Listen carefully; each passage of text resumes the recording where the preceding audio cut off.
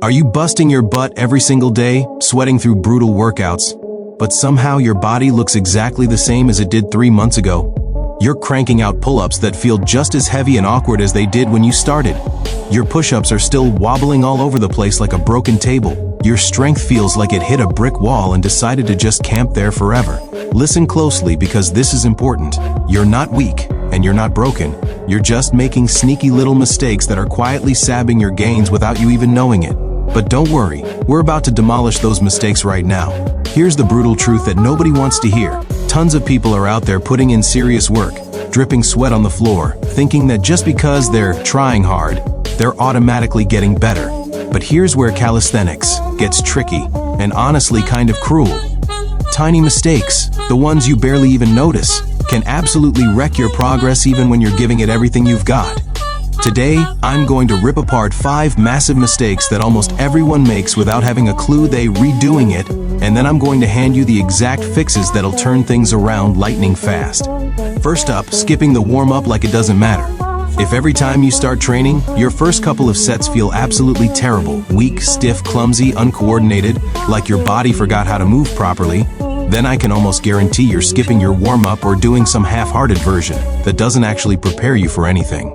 Here's what's really happening. When you jump straight into heavy, demanding sets without properly prepping your joints and waking up your muscles, it's exactly like trying to race a car by flooring the gas pedal when the engine is ice cold. You're asking for disaster. Your body needs time to switch on, to get blood flowing into the right places, to remind your nervous system how to fire correctly. So here's the fix that'll change everything. Take just 5 minutes before you dive into the hard stuff. Do some basic mobility drills that open up your joints, roll your shoulders around in big smooth circles, rotate your wrists in both directions until they feel loose and ready. Get your heart pumping a little bit with some light cardio like jump rope or jumping jacks, nothing crazy, just enough to feel warm. Then do a couple of easier versions of whatever movement you're about to tackle. If you're doing push-ups, knock out some knee push-ups first. If you're hitting pull-ups, do some scap pull-ups to wake up your back. That way, when you start your real working sets, you're firing on all cylinders from rep 1, not struggling through the first half of your workout just trying to feel human. Second mistake, chasing rep numbers instead of focusing on quality. Look, we all want to do more reps than we did last time. It feels good to see those numbers climb. But if your form is crumbling apart like a stale cookie, you're not actually building real strength. You're just getting really good at doing sloppy reps that don't do much for you. Half-rep pull-ups where you barely bend your elbows. Push-ups where you're bouncing off the ground like a basketball. That's your ego talking, not your muscles growing. Here's the fix that separates people who actually get strong from people who just look busy. Slow everything down. Use the full range of motion on every single rep. Lower yourself all the way down, push yourself all the way up. Control every inch of the movement like it actually matters, because trust me, it absolutely does. 5 perfect reps will build more strength than 15 garbage reps. Quality crushes quantity every single time. Third massive mistake, training to failure on every single set like you're trying to prove something.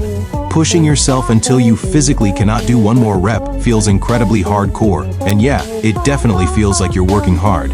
But here's the problem. It actually backfires on you big time. Why? Because when you completely drain your tank early in the workout, you've got nothing left for the rest of your session. Your later sets are trash because you're already wrecked. Plus, your body doesn't recover properly between training days, so you're walking around constantly sore, feeling sluggish, dragging yourself through workouts instead of crushing them. Here's the smarter fix. Leave 1 or 2 reps in the tank on most of your sets. You should finish feeling like you could probably squeeze out 1 or 2 more if someone held a gun to your head, but you stop before you get there. Save that total failure grinding for the very last set of a movement, or use it strategically, maybe once a week on specific exercises. That's exactly how the pros train, with intention and intelligence, not just blind burnout. Fourth mistake that sneaks up on everyone, completely ignoring mobility and joint health until something hurts. If your wrists are constantly aching after training, or your shoulders feel tight and cranky all the time, that's not just normal soreness you should push through. That's your joints literally screaming at you for help. Calisthenics puts stress on your joints in completely different ways than lifting weights does, and if you don't actively take care of them, they will eventually break down and force you to stop training. Here's the fix that'll save your joints and your training career. Spend just 5 minutes working on wrist prep, shoulder rotations, and deep squat holds, where you really sink into your hips. Do this stuff daily if you can, or at minimum, make it part of your warm-up before every session. Healthy joints that move smoothly and feel good are the absolute foundation of long-term progress. You can't build strength on broken joints. Fifth mistake that's killing your progress silently: not tracking a single thing about your training. If you're not writing down your sets and reps and noting how you feel during workouts, how on earth do you actually know if you're improving? You might feel like you're getting better in your head, but if you're actually doing fewer reps this week than last week, or your form is getting worse instead of better, then you're not progressing, you're actually going backwards. Here's the dead simple fix. Use your phone's notes app, grab a cheap notebook or use any tracking app you like. Log your sets and reps for each exercise.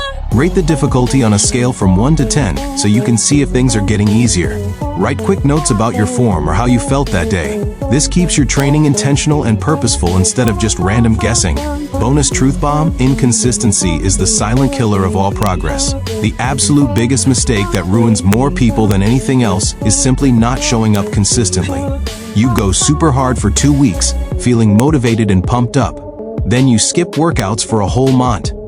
Because life gets busy, or you lose motivation. Every single time you take a long break, you reset your progress back to almost zero. You're always starting over from scratch instead of building forward. Here's how you fix this forever. Set a non-negotiable schedule that you actually stick to, even if it's just 3 days per week. Make training a part of your weekly routine like brushing your teeth, not something you do only when you feel motivated or when it's convenient. Progress absolutely loves consistency, not random bursts of intensity.